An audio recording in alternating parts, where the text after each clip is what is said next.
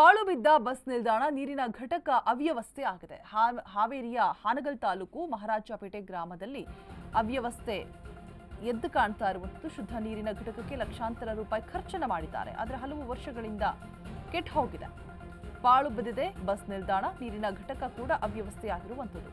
ಆದರೆ ಹಲವು ವರ್ಷಗಳಿಂದ ಕೆಟ್ಟು ನಿಂತಿದೆ ಘಟಕ, ನಿರ್ವಹಣೆ ಇಲ್ಲದೆ ಹಾಳಾಗಿದೆ ಶುದ್ಧ ನೀರಿನ ಘಟಕ. ಗ್ರಾಮದಲ್ಲಿರುವಂತಹ ಬಸ್ ನಿಲ್ದಾಣದಲ್ಲೂ ಕೂಡ ಸ್ವಚ್ಛತೆ ಇಲ್ಲ. ಜನರ ಓಡಾಟವೇ ಇಲ್ಲದ ಕಡೆ ಬಸ್ ನಿಲ್ದಾಣವನ್ನು ಮಾಡಲಾಗಿದೆಯಂತೆ. No use. ನೀರಿನ ಘಟಕದ ನಿರ್ವಹಣೆ ಮಾಡದ ಅಧಿಕಾರಿಗಳ ವಿರುದ್ಧ ಇದೀಗ ಗ್ರಾಮಸ್ಥರು ಕಿಡಿಕಾರ್ತಾ ಇದ್ದಾರೆ. ಜನರು ಓಡಾಟನೇ ಇಲ್ಲ ಅಂಥ ಜಾಗದಲ್ಲಿ ಬಸ್ ನಿಲ್ದಾಣವನ್ನು ಮಾಡಲಾಗಿದೆ. ಸೊ ಅದು ಕ್ಲೀನ್ ಕೂಡ ಇಲ್ಲ, ಪಾಳು ಬಿದ್ದು ಹೋಗಿದೆ. ನೀರಿನ ಘಟಕ ಕೂಡ ಅವ್ಯವಸ್ಥೆಯ ಆಗರವಾಗಿದೆ. ಹಾವೇರಿಯ ಹಾನಗಲ್ ತಾಲೂಕು ಮಹಾರಾಜಪೇಟೆ ಗ್ರಾಮ ಶುದ್ಧ ನೀರಿನ ಘಟಕಕ್ಕೆ ಲಕ್ಷಾಂತರ ರೂಪಾಯಿಯನ್ನು ಖರ್ಚು ಮಾಡಲಾಗಿದೆಯಂತೆ. ಆದರೆ ಹಲವು ವರ್ಷಗಳಿಂದ ಕೆಟ್ಟು ನಿಂತಿದೆ ಘಟಕ. ದಿನಗಳಲ್ಲ, ತಿಂಗಳುಗಳಲ್ಲ, ವರ್ಷಗಳಿಂದನೇ ಕೆಟ್ಟು ನಿಂತಿದೆಯಂತೆ.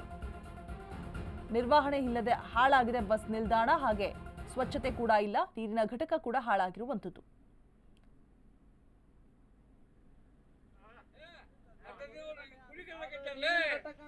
ಎರಡು ವರ್ಷ ಆತ್ರಿ.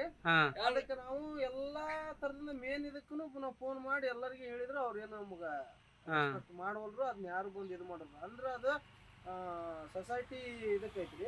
ಅವ್ರ ಪಂಚಾಯತಿಗೆ ಅವ್ರು ಕೊಡವಲ್ರು.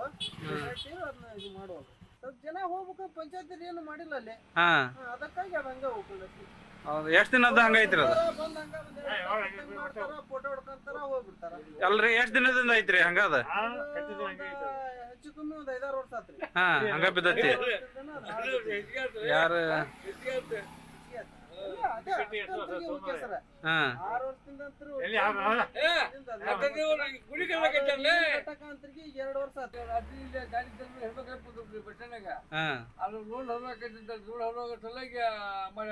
ಅಲ್ಲಿಗ ನೀರಿಂದ ಘಟಕ ಅದು ಸುತ್ತಿಲ್ರಿ, ಬಂದಿಲ್ರಿ? ಅದ ಅಲ್ಲಿ ಬಂದ್ ಚಲೋ ಇದ್ರು ಯಾರು ಹೋಗಂಗಿಲ್ಲ ಅಲ್ಲಿ.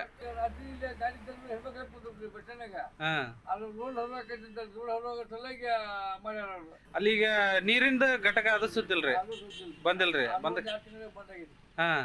ಅದ ಅಲ್ಲಿ ಬಂದ್ ಚಲೋ ಇದ್ರು ಯಾರು